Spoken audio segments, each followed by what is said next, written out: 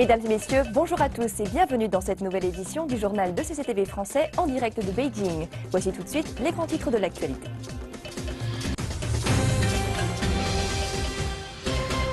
« 83 personnes ont perdu la vie dans une série d'attentats à la bombe dans un district chiite de Damas, la capitale syrienne. Le Premier ministre népalais effectue une visite de 6 jours en Inde afin de réchauffer les relations entre les deux voisins.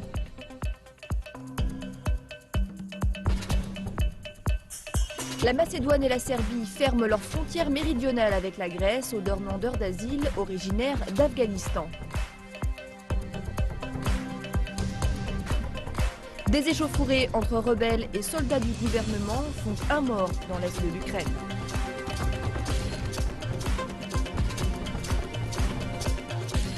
Enfin, les élections présidentielles approchent au Niger et le président sortant Mahamadou Issoufou entend bien faire un second mandat.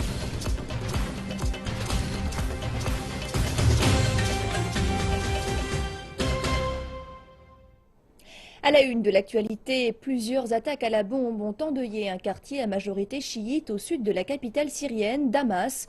La télévision d'État syrienne a fait état d'au moins 83 morts et annoncé qu'il y avait eu une explosion à la voiture piégée suivie de 2 attaques de kamikazes. Les attaques ont eu lieu près d'un hôpital. L'Observatoire syrien pour les droits de l'homme, basé en Grande-Bretagne, a fait état de 31 morts et d'une dizaine de blessés. Selon ce même observatoire, il y a eu 4 attaques à la bombe. Le Premier ministre népalais Kepa Sharma Oli est à son 6e jour de visite en Inde pour améliorer les relations bilatérales. La nouvelle constitution du Népal a entaché les relations avec son grand voisin, provoquant même un blocus économique contre le Népal. Monsieur Oli et son homologue indien Narendra Modi se sont rencontrés pour discuter de plusieurs sujets bilatéraux. Le Premier ministre népalais, K.P. Sharma Oli, effectue sa première visite en Inde depuis qu'il a pris ses fonctions l'an dernier et a tenu des pourparlers avec son homologue Narendra Modi. Les deux hommes ont signé 9 accords dans les domaines de la reconstruction post-séisme, l'amélioration des routes dans la région népalaise du Terai, le transit de produits entre Népal et Bangladesh par un corridor dédié et la coopération au port de Visakhapatnam. Après les pourparlers, le Premier ministre indien a déclaré que le succès de la nouvelle constitution népalaise dépendrait du consensus et du dialogue. Le monde entier reconnaît les progrès du Népal sur la voie de la démocratie et du fédéralisme ces dernières années. Mais ce succès dépend du consensus et du dialogue. Je suis confiant que sur la base de ces principes et à travers le dialogue politique, nous allons résoudre tous les problèmes liés à la Constitution de façon satisfaisante et emmener le Népal encore plus loin sur le chemin du développement et de la stabilité. La nouvelle constitution du Népal a été décidée après le séisme dévastateur de l'an dernier. Toutefois, son introduction a mené à des tensions entre les deux voisins, le Népal ayant refusé de modifier la constitution comme le lui suggérait l'Inde. Le blocus économique imposé par l'Inde a provoqué une brouille diplomatique.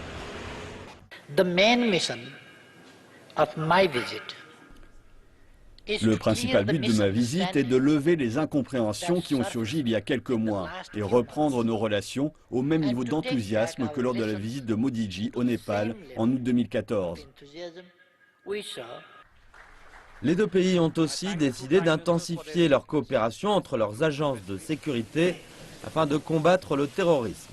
Et dans un effort pour améliorer les relations, 2 points de transit supplémentaires ont ouvert à la frontière afin d'accroître les connexions et favoriser le développement régional.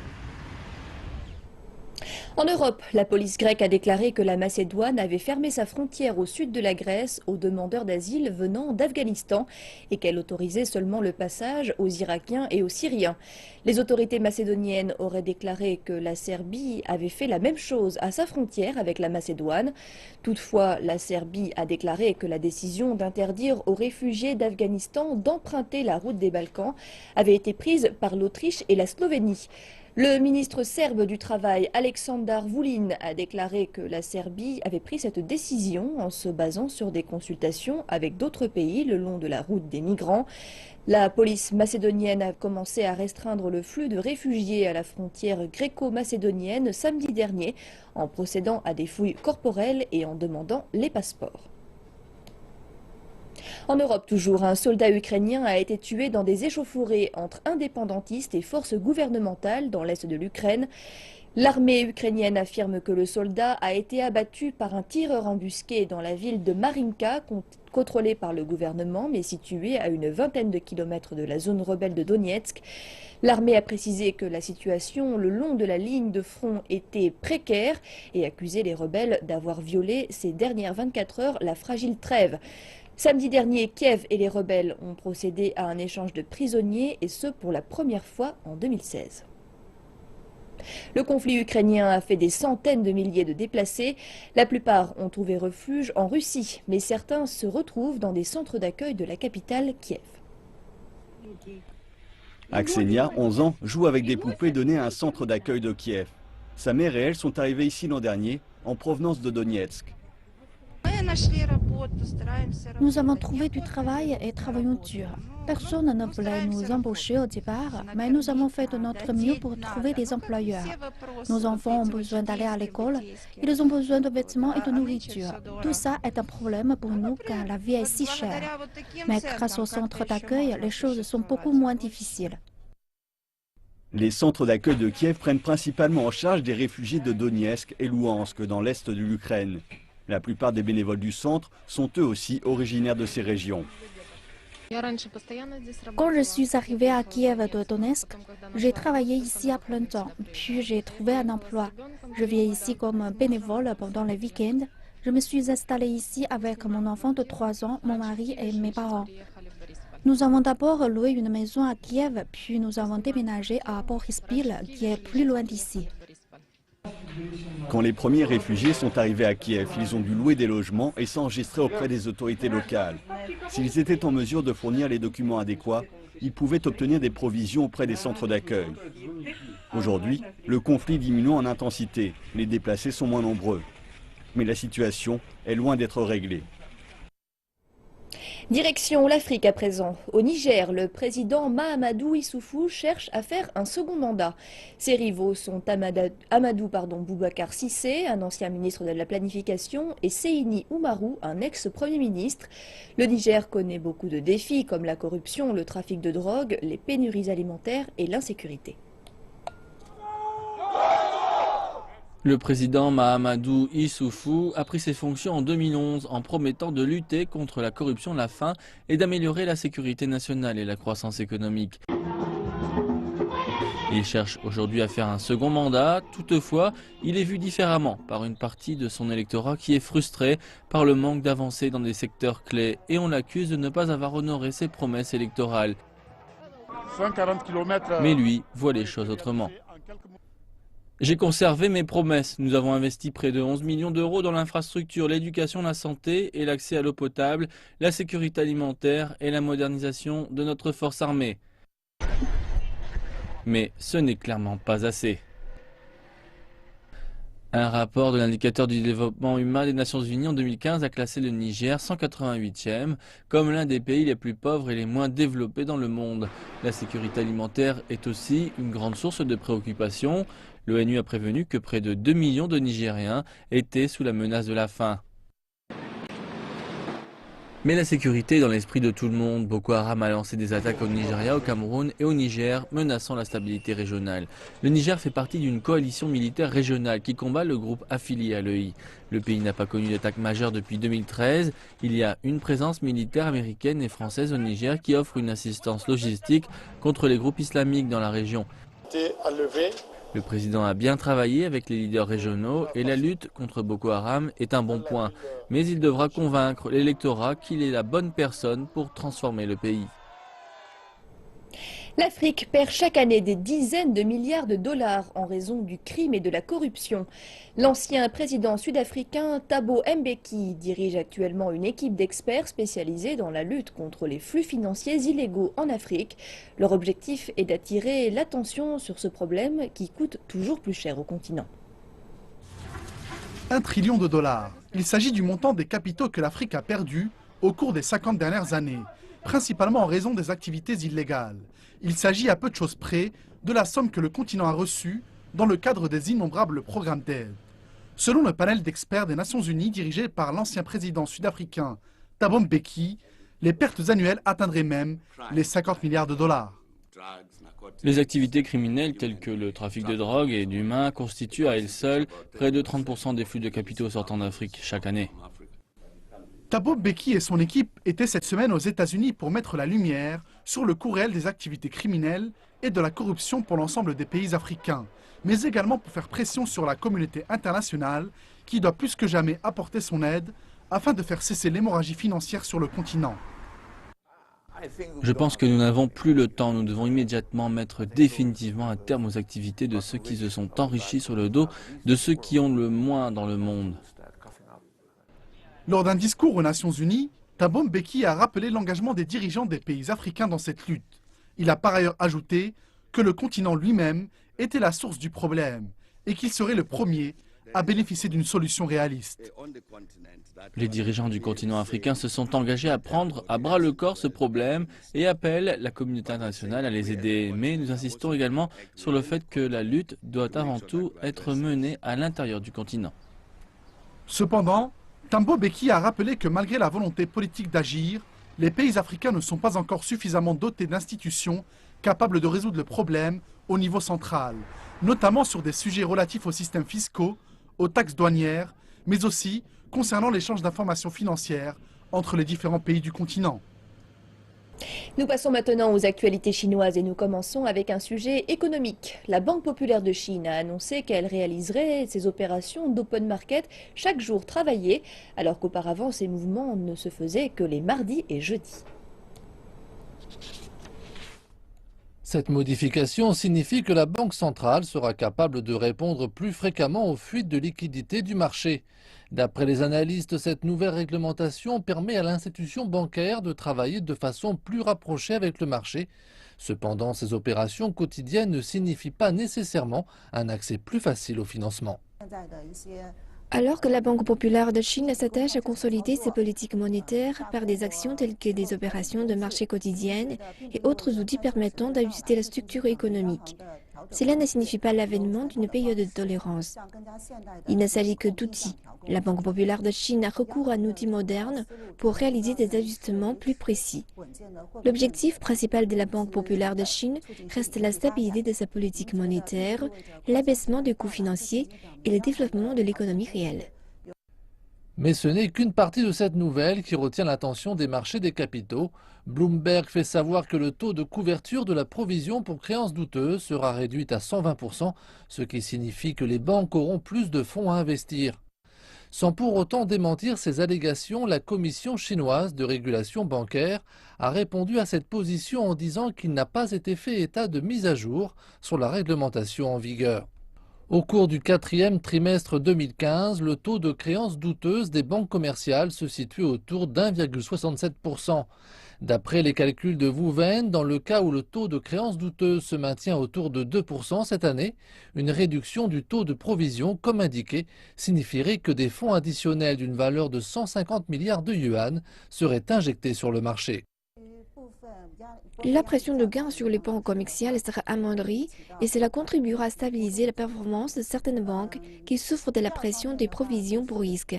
En outre, les indicateurs d'activité tels que le ratio d'adéquation du capital des banques commerciales seront plus élevés, ce qui permettra leur développement commercial. Si le taux de provision pour risque est réduit, davantage de fonds seront créés pour couvrir les créances douteuses. Les banques commerciales représentent autour de 180% de créances douteuses estimées, soit environ moitié moins qu'en 2014. Le taux était cependant encore beaucoup plus élevé que l'objectif du gouvernement fixé alors à 150%. Mais Wouwen explique que la raison est que les profits des banques ont été plus élevés afin que ces dernières puissent facilement mettre plus d'argent dans les provisions pour créances douteuses. Économie toujours, le ministère chinois des Finances a modifié vendredi dernier les règles de taxation en matière de transactions immobilières. Le plan est un nouveau geste du gouvernement destiné à relancer le marché immobilier du pays. Il s'agit fondamentalement d'une réduction d'impôts pour les habitations chères et de grande superficie. Pour les nouveaux logements, les taxes sur les transactions demeurent inchangées pour les habitations ne dépassant pas les 140 mètres carrés. Pour les logements plus grands, la taxe est réduite de moitié. S'agissant des transactions sur les habitations existantes, l'on observe d'importants changements. Le changement d'imposition couvre ceux qui ont acheté des logements pour y vivre et non pas les louer ou les céder rapidement. Il n'y aura pas de taxe commerciale pour les ventes de logements existants ayant au moins 2 ans. Cependant, la nouvelle politique demeure discrète alors qu'elle ne couvre ni Beijing, ni Shanghai, ni Guangzhou, ni Shenzhen, les 4 villes les plus chères en termes de prix de l'immobilier. La nouvelle politique entrera lundi en vigueur. La Chine a annoncé qu'elle allait investir près de 4 000 milliards de yuan dans de nouvelles lignes de chemin de fer. La nouvelle intervient alors que le pic des transports de la fête du printemps arrive à son terme. Selon une proposition des autorités des transports, la Chine va investir au moins 3,8 000 milliards de yuan, soit 540 milliards de dollars, dans la construction de chemins de fer au cours du 13e plan quinquennal, qui est le plan de développement entre 2016 et 2020. Le chemin de fer chinois s'étend sur 120 000 km. Le plan est de stimuler la construction de chemins de fer pour en faire un réseau de 150 000 km. Le réseau va relier les grandes villes ayant une population de plus de 200 000 personnes et réduire le temps de trajet entre 1 et 8 heures. La Chine a fait l'expérience d'une pénurie de charbon en 2004 en raison du sous-développement du réseau de chemin de fer. Le pays décide vigoureusement de développer son économie. C'est la principale mission du réseau chinois. Le réseau va fournir des garanties de transport pour l'économie du pays. C'est l'avant-garde et l'artère principale de toute l'économie nationale. Beaucoup des ressources de la Chine sont dans le nord-ouest, alors il faut les transporter. Bien que le réseau aide l'économie, il est aussi efficace pour transporter les gens pendant la fête du printemps. Le rush de la fête du printemps est l'occasion d'une forte pression sur les trains rapides. Les gens attendent longtemps. Les TGV ont une grande capacité de transport. Depuis la construction du TGV en 2008, il couvre maintenant 19 000 km et 60% de toute la longueur du réseau. Un projet de train sous la mer de Bohai est envisagé. Le professeur Zi dit que le nouveau réseau aidera les passagers du futur, mais que ce n'est pas la solution ultime pour la fête du printemps.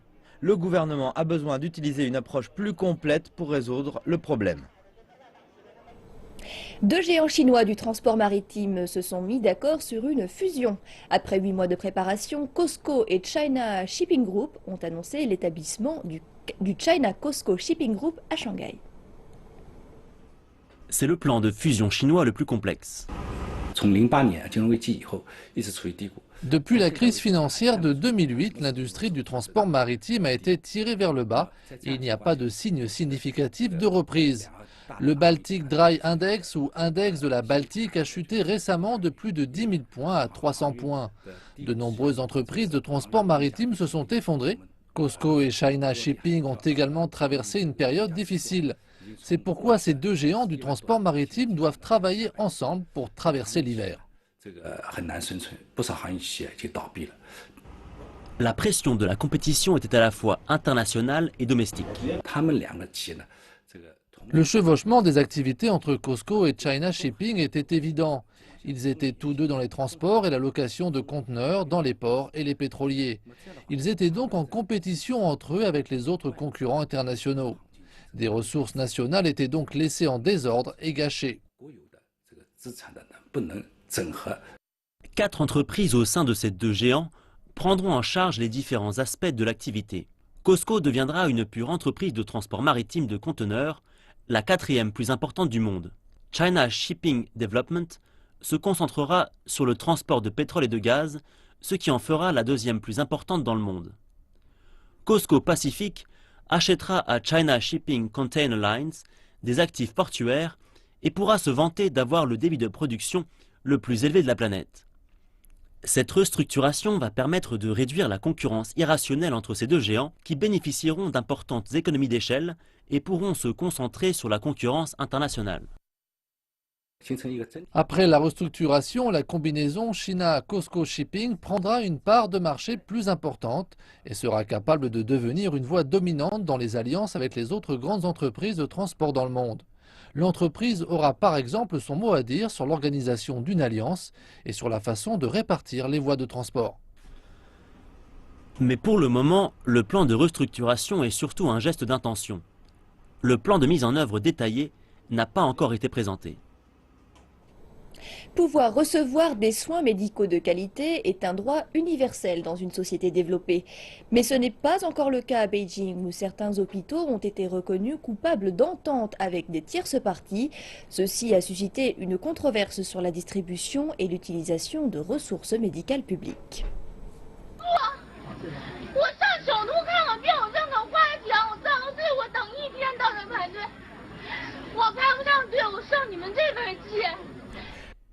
Cette jeune fille en pleurs a fait un long voyage jusqu'à l'hôpital de Gwanghwamun à Beijing pour se faire soigner une infection à l'estomac.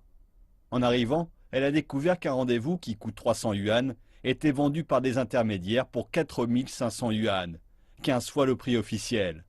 Refusant cette solution, elle a passé 24 heures à faire la queue sans pouvoir obtenir de rendez-vous. Sa vidéo est devenue virale sur Internet. Beaucoup d'internautes se sont pris de sympathie pour cette jeune fille et ont avoué que ce genre de choses était courant.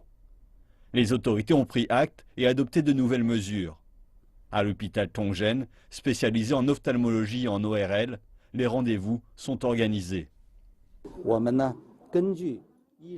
Nous avons fixé un plafond. Une fois qu'il est atteint, nous organisons des rendez-vous pour ceux qui n'ont pas pu en prendre.